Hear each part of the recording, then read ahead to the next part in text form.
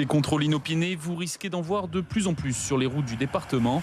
Si les chiffres de la mortalité sont pour l'instant identiques qu'en 2020, la part d'accidents a grimpé de 15% pour atteindre 933 accidentés depuis janvier. 46% des tués sur les routes sont des conducteurs de 2 roues. La gendarmerie du Var entend donc serrer la vis sur les motards. Nous avons 94% d'entre eux qui sont varois, donc ils connaissent bien les routes et qui justement ont un excès de confiance. Et dans ces 94%, nous avons un quart de ces conducteurs de 2 roues motorisés qui malheureusement est responsable de l'accident et il est tout seul. Les motards ne sont pas les seuls à être dans le collimateur des forces de l'ordre. Les contrôles de stupéfiants, eux aussi, se multiplient. Grâce à des nouveaux tests de dépistage, les procédures sont simplifiées. Quand c'est blanc, là, sur le THC, c'est-à-dire que vous êtes positif à cette drogue. D'accord. D'accord ?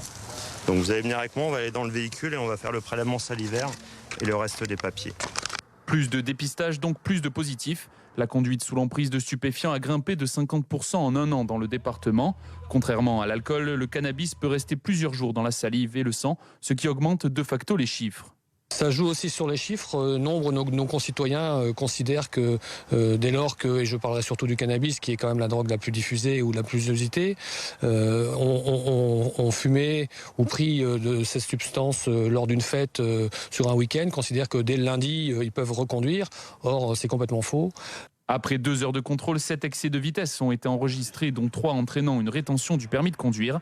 Une personne a également été testée positive au cannabis.